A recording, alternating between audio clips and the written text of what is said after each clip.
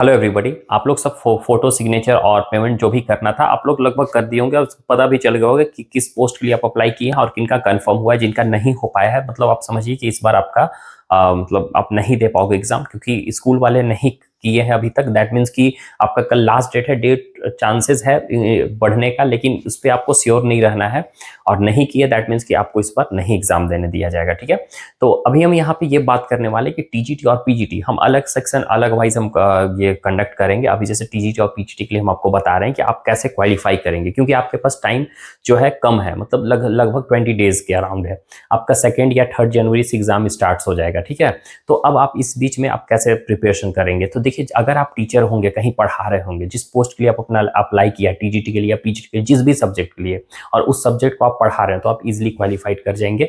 इतना आप माइंड में फिट करके रखिए, ठीक है। अब बात करते हैं कि जो कहीं नहीं पढ़ा रहे, जो इंगेज नहीं है, और वो मतलब वो कैसे सभी सिलेबस को कवर करेंगे। तो बात करते हैं कि आप एक्चुअल में कैसे आप एग्जाम को क्वालिफाइड करना है। तो देखिए एग्जाम पैटर्न आपको पता है कि एग्जाम पैटर्न आपका क्या है। तो 2 पेपर आपका होने वाला है, एक पेपर 1 है और आपका पेपर 2 है। जो कि पेपर 2 जो कि आपने जो भी सब्जेक्ट से अप्लाइड किया है उस सब्जेक्ट का ही आपका क्वेश्चंस पूछा जाएगा। इसके अलावा कोई अदर सब्जेक्ट से आपका क्वेश्चंस नहीं पूछे जाएंगे, ठीक है। जैसे बात करते हैं टीजीटी की, तो देखिए टीजीटी में रीजनल लैंग्वेज में बहुत सारे लैंग्वेजेस आ जाते हैं आपका, है ना। मराठी, गुजराती, पंजाबी, उड़िया, जो भी है आपका जिस सब्जेक्ट के लिए आप अप्लाई किए हैं। तो देखिए अब जैसे कि रीजनल लैंग्वेज की बात करें, तो आप जो भी लैंग्वेज से अप्लाई किए तो उस लैंग्वेज का आप कहीं ना कहीं पढ़ाई किए होंगे, श्योर किए होंगे। तो आप उसमें जैसे टीजीटी के लिए अप्लाई किए या पीजीटी के लिए, तो इसमें ऐसे क्या करना है कि उसी लेवल के अकॉर्डिंग आपको पढ़ाई करना है। क्योंकि यहाँ पे देखिए ऑफिशियल सिलेबस आउट नहीं करते हैं। आउट नहीं करने का रीजन है कि आपका पेपर 1 तो डायरेक्टली दे दिए, वर्बल और नॉन वर्बल रीजनिंग आपको दे दिए पेपर 1 में, ठीक है। क्यों दिए? क्योंकि आपका पेपर 1 में डायरेक्टली वो कहीं से पूछ नहीं सकते हैं। इसका आपको सिंपली दे दिए कि हाँ इतना कवर करना है, लेकिन इसमें भी आपको ये नहीं बताया है कि वर्बल और नॉन वर्बल बहुत सारा टॉपिक्स आ जाते हैं, तो कौन सा टॉपिक्स आएगा। लेकिन मैक्सिमम जो टॉपिक्स पूछे जाते हैं वही टॉपिक्स आपसे इसमें पूछा जाएगा। और इसमें लगभग जो 30 मार्क्स का रहता है आपका ज़्यादा टफ नहीं रहता, ईजी ही पूछेंगे। लेकिन पेपर 2 आपका थोड़ा सा टफ हो जाता है, क्योंकि ये आपका सब्जेक्ट से होगा। तो मतलब कि अगर आप टीजीटी के लिए अप्लाई किए तो एक लेवल आपको ऊपर जाकर पढ़ाई करना है, तब जाकर आपका मतलब अच्छा मार्क्स ला सकते हो। लेकिन इसमें एक बात आपको ध्यान रखना है कि सिर्फ और सिर्फ क्वालिफाइड करना, मार्क्स से आपको कोई मतलब नहीं होना चाहिए। क्योंकि मार्क्स यहाँ पे शो नहीं होता है। जब आपको सर्टिफिकेट मिलेगा तो उसमें सिर्फ और सिर्फ क्वालिफाइड रहिएगा, तभी उस सर्टिफिकेट को डाउनलोड कर पाइएगा। अगर क्वालिफाइड नहीं है तो आपको ये भी नहीं पता चलेगा कि आप कितना मार्क्स से क्वालिफाइड नहीं हुए, कि नेक्स्ट टाइम आप क्या पढ़ेंगे। कैसे सीटेट होता है कि आपको 90 मार्क्स लाना है जनरल के लिए, तो 90 मार्क्स 89 आया तो आप क्वालिफाइड नहीं है, डिस्क्वालीफाई हो गए। तो आपको पता चल जाता है कि नेक्स्ट टाइम हमको कैसे मेहनत करें। लेकिन इसमें आपको ऐसा पता नहीं चलेगा, आपको सिंपली बस क्वालिफाइड लिखा रहेगा। अगर है तो सर्टिफिकेट आपको मिलेगा, और नहीं है तो आपको सर्टिफिकेट नहीं मिलेगा, ठीक है। तो इसीलिए आपको बस इतना माइंड में फिट कर लीजिए कि आपको बस सिर्फ और सिर्फ क्वालिफाइड होना है। मार्क्स के चक्कर में आपको नहीं रहना है। अगर आप जैसे टीचर हैं, कहीं पढ़ा रहे हैं, तो आप अच्छा मार्क्स ला सकते हो, रेगुलर है, आपका प्रैक्टिस है तब। अगर नहीं है तब आपको ऐसे में 20 डेज है तो 20 डेज के अंदर आपको बस टारगेट रखना है कि हमको किसी तरह से क्वालिफाइड हो जाना है, ठीक है। तो क्वालिफाइड होने के लिए जो 30 मार्क्स का है, ये 30 मार्क्स का verbal and non verbal reasoning, जो कि अगर आप इसको प्रिपेयर करोगे तो होप्स हो कि आपका 30 मार्क्स में 25 मार्क्स आप ये ला सकते हो। इसके लिए देखिए मेरे पास एक पीडीएफ बनाए हैं जिसमें लगभग टॉपिक्स को कवर किया गया है, ठीक है, पीडीएफ में, जो कि आपको 20 रुपीज़ पे करना और ये पीडीएफ आपको दे दिया जाएगा। इसमें प्रैक्टिस सेट्स है, कुछ प्रैक्टिस सेट में आंसर भी दिया हुआ है, कुछ में नहीं दिया हुआ है। तो प्रैक्टिस सेट के थ्रू आपको लगभग 20 प्लस आप आ जाएगा। उसके अलावा अगर आपको लगता है कि और कुछ पूछा जा सकता है तो आप देख सकते हैं, ठीक है। व्हाट्सअप पे इसका नंबर दिया हुआ है मेरा डिस्क्रिप्शन बॉक्स में, वहाँ से आप व्हाट्सअप पे मैसेज कीजिए, आपको प्रोवाइड करा दिया जाएगा। पीजीटी बायोलॉजी के लिए, नॉन टीचिंग के लिए भी है मेरे पास, ठीक है। तो अब बात करते हैं कि ये तो पेपर 1 का तो आपका क्लियर कट है जो है सो। लेकिन पेपर 2 में आपको सिलेबस नहीं देते। सिलेबस नहीं देने का रीजन ये होता है क्योंकि आप टीचर के लिए अप्लाई कर रहे हैं। तो यहाँ पे एक आपको पूरा, जैसे टीजीटी अप्लाई किया तो टीजीटी बेसिकली 9th 10th होता है, ठीक है। 9th 10th होता है आपका, 6 to 8 भी होता है ना, 6 to 8 भी होता है। कुछ कुछ क्वेश्चंस उससे आते हैं, लेकिन आपको 9th 10th आपको कवर करना है। तो 9th 10th कवर करना है, मतलब कि आपको 9th का जैसे बोर्ड का एग्जाम कैसे होता है, 10th का जो बोर्ड का एग्जाम्स होता है बच्चे लोग का, जो सीबीएसई स्कूल में पढ़ाई करते हैं, कोई भी डीएवी स्कूल या कोई भी सीबीएसई एफिलिएटेड स्कूल में जो 10th का बोर्ड का जो एग्जाम होता है, जो उस पर क्वेश्चंस आते हैं, उस क्वेश्चंस को आप उठा लीजिए। एक सब्जेक्ट का हम ले रहे हैं, जैसे कि मैथ्स हो गया या साइंस हो गया। तो मैथ्स का जो क्वेश्चंस आते हैं सीबीएसई बोर्ड में, ठीक है, 10th का बोर्ड का क्वेश्चन उठाकर आप सॉल्व कर दीजिए। अगर आपका 10th का ये सॉल्व हो जा रहा है, फिर उसके बाद क्लास 9th का, ये 10th का हो गया जो क्वेश्चंस आते हैं बोर्ड में, और 9th का जो इंटरनल एग्जाम होता है क्लास स्कूल में ही होता है, तो वो भी क्वेश्चंस आप लेकर सॉल्व कर दीजिए मैथ्स का, तो आपका क्लियर होगा। ये दोनों अच्छे से आपका सॉल्व हो जा रहा है, 9th और 10th का मैथ्स आप अच्छे से सॉल्व कर पा रहे हो, तो आप समझो कि क्वालिफाइड करने में आपको दिक्कत नहीं होगी। पेपर 2 आपका 50 मार्क्स का होता है, ठीक है। 50 मार्क्स में ऐसा नहीं कि आपको 50 आउट ऑफ 50 लाना ही है। देखो क्वेश्चंस का लेवल जो होता है, मॉडरेट होता है, इजी होता है, टफ होता है। टफ क्वेश्चन आपका 10 से मतलब 8 से 10 के अराउंड में रहेगा, जो कि आपको इतना टफ रहेगा कि आपको पता ही नहीं चलेगा किस टाइप से क्वेश्चंस पूछ रहे हैं, कहाँ से पूछ रहे हैं। तो मतलब मान के जो 10 माइनस करो, ठीक है, अगर नहीं आता है उसमें आप अंदाजे टिक करते हो, तो ऐसे में रेंडमली अगर 1-2 नंबर आ जाएगा 10 में से, ठीक है, मान के चलो 10 नंबर का आपका पूरा खत्म हो गया। निगेटिव मार्किंग इसमें है नहीं, आप ये टेंशन फ्री रहिए, निगेटिव मार्किंग नहीं है तो आप इसमें टिक फ्रीक्वेंटली कर सकते हैं। और सब्जेक्टिव एग्जाम नहीं होता है, ऑब्जेक्टिव होता है, और प्रीवियस ईयर क्वेश्चंस आपको कहीं भी प्रोवाइड नहीं किया जाएगा। रीजन इसके पीछे क्या है कि पिछले बार ऑनलाइन एग्जाम हुआ था, ऑनलाइन एग्जाम में बच्चे कैंडिडेट से जितने भी पूछकर, जो भी आपको यूट्यूब में दे रहे होंगे, वो बच्चे से पूछ कर, या हम भी दे रहे हैं तो हम भी कैंडिडेट से पूछ कर ही आपको प्रोवाइड करवा पा रहे हैं, ठीक है।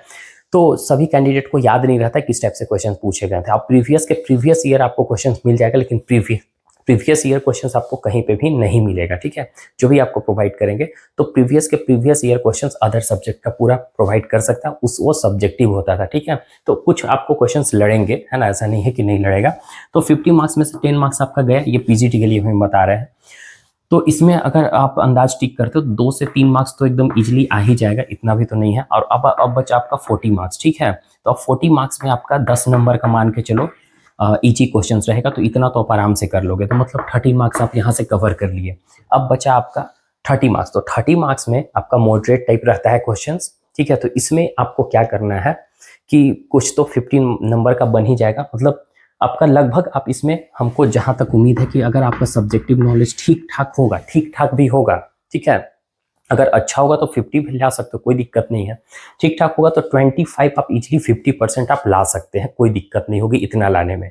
कितना भी टफ क्वेश्चंस पूछेगा तो 50% पूछेगा, उससे ज़्यादा तो नहीं पूछेगा। 50% में मान के चलो आप अंदाजी टिक करते हो तो 25 में से 5 नंबर तो इजीली आप ला ही सकते हो, और 5 नंबर 25 इधर ला सकते हो, 20 नंबर इधर आ जाएगा 25 में, तो 25 आपका हो जा रहा है। और रहा बात इधर आपका 30, तो 30 में अगर 25 लाते हो तो टोटल आपका 50 मार्क्स आ जाएगा। तो 50 मार्क्स आ रहा है मतलब कि आप क्वालिफाइड हो। कोई भी एग्जाम होता है कंपटीशन का, तो हाईएस्ट क्वालिफाइंग मार्क्स होता है 60%, इससे ज़्यादा नहीं होता है, ठीक है, ये हाईएस्ट होता है, इससे ज़्यादा कहीं पे भी नहीं होता। मेरिट वाला अलग मैटर होता है, क्वालिफाइंग वाला आपका ये हो गया मेरिट, वहाँ यहाँ पे कोई ये नहीं है। आपका मेरिट कब होगा, जब इंटरव्यू देने जाएंगे, वहाँ पे कंपटीशन होता है कि 10 कैंडिडेट मैथ्स का आ गए और 10 कैंडिडेट साइंस का है, तो उसमें से जो अच्छा होगा उसको चूज करेंगे। लेकिन अभी तो आपको क्वालिफाइड करें तो 60% हाईएस्ट है, और हाईएस्ट आपका 60% मतलब कि 48 मार्क्स के अराउंड आ रहा है। तो आप इतना ला लेते हैं 48 नंबर, तो आप समझो क्वालिफाइड है, तो आप इजीली क्वालिफाइड करें। जो भी सब्जेक्ट है आपका, इंग्लिश है पीजीटी में या हिंदी है, तो इसमें आपको 11th का बोर्ड में जो एग्जाम होता है इंटरनल सीबीएसई बोर्ड में, उसका क्वेश्चन को सॉल्व कर लेना है। 12th का क्वेश्चन को सॉल्व करें। अब ये 12th है, ये सब क्वेश्चन कहाँ मिलेगा आपको, यूट्यूब पर भी सर्च करिएगा CBSE board class 10th previous year board questions, इस तरीका से सर्च करेंगे तो आपको मिल जाएगा। कोई कैंडिडेट है या फिर मॉडल पेपर भी मिलता है मार्केट में, जो प्रीवियस ईयर क्वेश्चंस दिए हुए रहते हैं क्लास 10th का भी और 12th का भी, ठीक है। तो 10th और 12th पीजीटी के लिए अप्लाई किए हैं, तो पीजीटी में 11-12 दोनों आपको कवर करना है। देखिए ग्रेजुएशन लेवल से भी क्वेश्चंस होते हैं, लेकिन हम आपको उसको बोल रहे हैं कि हायर लेवल वाला आप स्किप कर दीजिए अगर आपको नहीं कर पा रहे हैं तो, ठीक है, क्योंकि आपको अपना सब्जेक्ट पहले देखिए, क्योंकि 11-12 से ही आपको ज़्यादा क्वेश्चन पूछेगा। अगर ग्रेजुएशन से पूछ रहा है पीजीटी में, तो आपको ग्रेजुएशन से मतलब 5 से 6 क्वेश्चन पूछेगा, उतना छोड़ भी देते हैं तो कोई दिक्कत नहीं होगी। आपको क्वालिफाइड करना है यहाँ पे, बस ये बात आप याद रखिए कि आपको किसी तरह से क्वालिफाइड कर जाना है ना। तो जो भी आप सब्जेक्ट के लिए अप्लाई किए हैं, जैसे टीजीटी में हिंदी हो गया, इंग्लिश हो गया, तो सभी सब्जेक्ट होते हैं 10th बोर्ड में, सभी बच्चे पढ़ते हैं, आप भी पढ़ाते हैं, टीचर्स हैं, तो आपको उसी अकॉर्डिंग चलना है। अब देखिए इसमें पेंटिंग, लाइब्रेरी ग्रेड 1 हो गया, डांस हो गया, ये सब भी आता है। तो ये सब में आपको क्या करना है, जैसे कि आप पेंटिंग हो गया, डांस हो गया, तो कहीं से ना कहीं से आप कोर्स किए होंगे, तो जो कोर्स किए हैं आप उसको, जैसे कोर्स करते वक्त जो पढ़ाई किए होंगे, बस वही क्वेश्चंस यहाँ पे भी आएगा। आपको टेंशन नहीं लेना है कि कहाँ से क्वेश्चंस रहेगा। सिलेबस नहीं देने का रीजन यही है कि सीधा सीधी इसमें आता है, ठीक है। 9th 10th आप पढ़ जाओ, मैथ्स के लिए अप्लाई किए, साइंस के लिए अप्लाई किए, एसएसटी के लिए अप्लाई किए हैं, या फिर कोई अदर सब्जेक्ट के लिए अप्लाई किए हैं, तो 9th 10th आप पढ़ जाओ, टीजीटी के लिए आप क्वालिफाइड कर जाओगे। आपको क्वालिफाइड करना है, ठीक है। पीजीटी में अप्लाई किए English, Hindi, maths, chemistry, biology, physics, ठीक है। ज्योग्राफी, कॉमर्स हो गया, कॉमर्स जैसे 11-12 में जो पढ़ाई किए हैं बस उसको आप पढ़ जाइए, 11-12 को अच्छे से हो जाएगा। 11-12 मतलब कि सभी टॉपिक्स आपको टच करना है, सभी टॉपिक से क्वेश्चंस पूछते हैं। कैसे, 12th का बच्चा है, 12th का बच्चा बोर्ड का एग्जाम देने गया तो वहाँ पे जो टॉपिक्स रहता है उन लोग का, मतलब ये 12th में जितने भी टॉपिक्स है सभी टॉपिक से टच करके पूछा जाता है। तो उसी तरीके से आपसे जब टेस्ट लेंगे तो आपको 11-12 दोनों पढ़ाना है। तो दोनों पढ़ाना मतलब कि 11th का भी आपको नॉलेज होना चाहिए और 12th का भी नॉलेज होना चाहिए। तो ऐसे स्पेसिफिक चैप्टर्स आपको नहीं देंगे, आपको सभी चैप्टर्स का जानकारी होना चाहिए। अगर फिजिक्स से अप्लाई किए तो सभी चैप्टर्स का आपको जानकारी होना चाहिए जो भी है, ठीक है। तो इसीलिए आपको सब चैप्टर्स को 11-12 को पढ़ जाना है। अगर सब चैप्टर्स को अच्छे से पढ़ लेते हैं तो आपका क्वालिफाइड हो जाएगा। और आपके पास अगर लग रहा है कि आपको 11-12 नहीं पढ़ा रहे हैं, टीचर नहीं है, आप घर में बैठे हुए हैं, तैयारी कर रहे हैं, तो आप क्या कीजिए कि ओवरव्यू कर लीजिए सभी चैप्टर को, जो आपको आप अपने से एनालाइज कीजिए कि इस चैप्टर से ज़्यादा क्वेश्चंस आ सकते हैं, इस चैप्टर से ज़्यादा क्वेश्चंस आ सकते हैं। तो ऐसा एनालाइज करके भी पढ़ोगे तो आपका हो जाएगा। कंप्यूटर हो गया, कंप्यूटर जो 11-12 में होता है, 10th में होता है, वो उस टाइप से आप पढ़िएगा, हो जाएगा। फिजिकल एजुकेशन की बात करें तो फिजिकल एजुकेशन में भी क्या है कि 10th का जो लेवल है, 12th का लेवल है, इसमें कुछ करेंट अफेयर भी आपका पूछे जाते हैं, ठीक है। लाइब्रेरी वाला में भी करेंट अफेयर पूछे जाते हैं, तो ये सब भी आप देख लीजिएगा। और पेपर 1 सब में आने वाला है। थोड़ा सा हम कंफ्यूजन है रीजनल लैंग्वेज को लेकर और हिंदी को लेकर, ठीक है। ये दोनों में हम कंफ्यूजन है कि उन लोग का देगा कि नहीं देगा, लेकिन फिर भी आपको पढ़ लेना है, क्योंकि डीएवी वाले एट ए टाइम कुछ भी करते हैं। पिछले बार क्या था कि जनरल एप्टीट्यूड और जनरल इंग्लिश दिए थे, लेकिन बहुत जगह जीके घुसाए थे, बेसिक मैथमेटिक्स भी दे दिए थे, तो ऐसे होता है, ठीक है। तो ये डीएवी वाले कुछ भी कर सकते हैं एट ए टाइम, क्योंकि वो टेस्ट लेना चाहते हैं और एट ए टाइम वो प्रॉपर सिलेबस नहीं देते हैं, तो इसीलिए दिक्कत होती है। और आपका बस इतना माइंड में फिट करके रखिए कि सिलेबस नहीं दे रहे हैं तो आप जो पोस्ट के लिए अप्लाई किए हैं उसी पोस्ट को आपको पढ़ना है। टीजीटी मतलब 9th-10th अच्छे से पढ़ जाइए, आपका क्वालिफाइड हो जाएगा। पीजीटी मतलब आपका 11-12 अच्छे से पढ़ जाइए, क्वालिफाइड हो जाएगा। एक लेवल हायर करना है तो आपको यहाँ पे क्वालिफाइड करना है, मार्क्स तो लाना नहीं है, तो आप हायर लेवल को मत पढ़िए, ग्रेजुएशन लेवल मत पढ़िए। टीजीटी के लिए अप्लाई किए तो 11-12 मत पढ़िए, 9th-10th पढ़िए, आपका हो जाएगा, 10 नंबर जाएगा, कोई दिक्कत नहीं है, आपका इधर और मेकअप हो जाएगा, ठीक है। तो होप्स आपको इस वीडियो में आपको क्लियर हो गया होगा। हम देखिए सभी सब्जेक्ट के लिए आपको बताया है, ऐसा नहीं कि कोई स्पेसिफिक सब्जेक्ट के लिए नहीं बताया है, सभी सब्जेक्ट में यही चीज़ है। जो भी आप सब्जेक्ट कर रहे हैं पीजीटी में या टीजीटी में, वो सब्जेक्ट का सभी बच्चे 10th में होगा, सब्जेक्ट जरूर होगा, तभी आप अप्लाई किए, नहीं होगा तो कैसे अप्लाई कर रहे हैं, कहाँ पे आपको देगा पोस्ट। तो उस पोस्ट के लिए अप्लाई किया, दैट मीन्स कि आपको वहाँ पे बुक्स होगा। और ये बुक्स बेसिकली एनसीईआरटी को प्रेफर कर रहे हैं कि एनसीईआरटी आप पढ़िए। और अदर साइड बुक जैसे कैसे आप क्लास 10th में पढ़ाने जाते हो तो बच्चे लोग एक एक्स्ट्रा साइड बुक ले, जैसे आर डी शर्मा हो गया, इस तरीका से मैथ्स का बुक हो गया, और भी बहुत सारे बुक्स होते हैं रेफरेंस बुक, तो आप उसको भी आप पढ़ सकते हैं। लेकिन एनसीईआरटी को पढ़िएगा तो उतना से भी आपका हो जाएगा, बेसिक चीज़ उसमें सारा कुछ दिया हुआ रहता है, बाकी आप एनालाइज करके खुद से भी बना सकते हैं। तो होप सो कि आपको इतना से जानकारी हो गया होगा कि आपको एक्चुअल में क्या पढ़ना है। अब रही बात कि पीआरटी और नर्सरी टीचर और नॉन टीचिंग वाले, तो उसके लिए भी स्पेशल वीडियो लाएंगे और प्रॉपर वे से आपको बता देंगे। तो आपको बस ये बात याद रखिए कि आपको बस क्वालिफाइड करना है ना। ऐसा नहीं कि आपको मतलब अच्छा मार्क्स लाना है तो अच्छा मार्क्स आ गया तो आपका पहले होगा, खराब मार्क्स आया तो इसमें मार्क्स वगैरह शो नहीं करते हैं। So you just have to prepare, उसी के थ्रू आपको प्रिपेयर करना है। Bye, take care everyone.